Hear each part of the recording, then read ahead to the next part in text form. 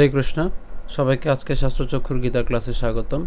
আজকের পর্বে আমি শ্রীমদ্ ভগবদ গীতার প্রথম অধ্যায়ের 21 এবং 20 নম্বর শ্লোকটি নিয়ে আলোচনা করব। তো 21 নম্বর শ্লোকটি ছোট হয়, সেজন্য আমরা 21 এবং 22 এই দুটি শ্লোক নিয়ে আলোচনা করব। এর পূর্ববর্তী ভিডিওতে আমি 19 নম্বর শ্লোক নিয়ে আলোচনা করেছিলাম। যারা পূর্ববর্তী ভিডিওটি দেখেননি, উপরের আই বাটনটি ক্লিক করে দেখে নিতে পারবেন। তো এখনও পর্যন্ত আমাদের এই চ্যানেলটিকে যারা সাবস্ক্রাইব করেনি, প্লিজ চ্যানেলটিকে সাবস্ক্রাইব করবেন, এবং ইতিমধ্যে আমাদের এই চ্যানেলটিকে যারা সাবস্ক্রাইব করেছেন তাদেরকে অসংখ্য ধন্যবাদ।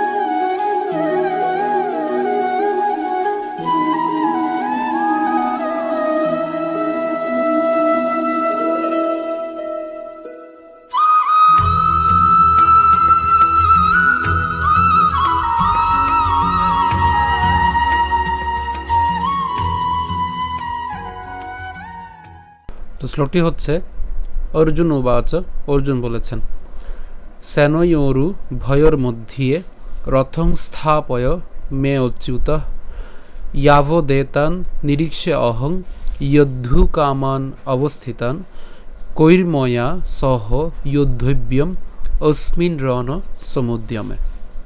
তাহলে এবার আমরা একটু উচ্চারণটা দেখে নিই কীভাবে করলাম। দেখেন, সেনয়োরু, এটা একসাথে, সেনয়োরু, সেনয়োরু। এরপর কি আছে? ভয়োর মধ্যে, ভয়োর মধ্যে। কেন? কারণ এসে যে রেফ আছে, তাহলে র হবে এটার সাথে, ওর সাথে। ঠিক আছে, তাহলে কেমন হবে? ভয়োর মধ্যে রথং, মধ্যে কেন? জফলা আছে, এই জন্য ইয়ের মতো উচ্চারণ হবে, সেজন্য হবে কি? মধ্যে। রথং স্থাপয়, রথং স্থাপয়। মে, এটা হচ্ছে অর্ধমাত্রা হ হবে, আর অর্ধমাত্রা হয়ের উচ্চারণ কার মতো হয়? অয়ের মতো হয়। তাহলে অয়ের সাথে চ্যুত উচ্চারণ করলে কেমন হবে? অচ্যুত। ঠিক আছে, তাহলে আমি আবার বলছি, সেনয়োরু ভয়োর মধ্যে রথং স্থাপয় মে অচ্যুত। ঠিক আছে, এটা হলো 21 নম্বর শ্লোক। এরপরে 22 নম্বর শ্লোকে আসি। ইয়াবদেতান, এখানে একটা দন্তান্ন পর্যন্ত আনবো। ইয়াবদেতান অর্থাৎ দেতান, তাহলে একটা হর্ষচিহ্ন থাকে, তাহলে আরেকটা দন্তান্ন এবং রসিকা থাকে, ঠিক না? তাহলে ন রসিকা থাকবে। তাহলে কেমন হবে? ইয়াবদেতান। ঠিক আছে, ইয়াবদেতান নিরীক্ষ্যে, নিরীক্ষ্যে। ঠিক আছে, যদি এটা আমরা একটু ভেঙে এখানে লিখি, নিরীক্ষ্যে, নিরীক্ষ্যে। ঠিক আছে, নিরীক্ষ্যে। এরপর কি থাকে? এটা হচ্ছে অর্ধমাত্রা হ, তাহলে অহং। তাহলে এই জায়গাটা আমি আবার ক্লিয়ার করছি। ইয়াবদেতান, দেতান দন্তান্ন পর্যন্ত এনেছি, আর একটা কি থাকে? নি থাকে, তাহলে নিরীক্ষ্যে অহং। এরপর যোদ্ধু কামান, এখানে কামানও উচ্চারণ করেনি, কি উচ্চারণ করেছে? কামান উচ্চারণ করেছে। তাহলে নয়ের হর্ষচিহ্ন পর্যন্ত যদি উচ্চারণ করি, তাহলে এটা কী থাকে? একটা অ থাকে না, সেই অটা এই বস্তিতানের সাথে যুক্ত হয়ে যাবে, অর্থাৎ কী হয়ে যাবে? অবস্থিতান। অর্থাৎ এটাকে যদি ভেঙে লিখি, কামান। ঠিক আছে, কামান অবস্থিতান, অবস্থিতান। ঠিক আছে, এবার আশা করি আপনাদের ক্লিয়ার হয়েছে। আমি আবার এই লাইনটা বলছি। ইয়াবদেতান নিরীক্ষ্যে অহং যোদ্ধু কামান অবস্থিতান। ঠিক আছে, আরেকবার শুনতে হলে আপনারা ভিডিওটি পজ করে এরপর আরেকবার বারবার শুনবেন। ঠিক আছে, এরপর পরের লাইন, কৈর্ময়া। কেন? রেফ আছে, তো রেফটা র হবে, তাহলে কৈর্ময়া সহ যোদ্ধব্যম। এই যে ময়ের হর্ষচিহ্ন পর্যন্ত উচ্চারণ করছি, তাহলে এটা কী থাকে? অ থাকে। ঠিক আছে, তাহলে যোদ্ধব্যম অস্মিন, অস্মিন, অস্মিন রণ সমুদ্যমে। আরেকবার, কৈর্ময়া সহ যোদ্ধব্যম অস্মিন রণ সমুদ্যমে। ঠিক আছে, তাহলে আমি আরেকবার পুরোটাই বলছি।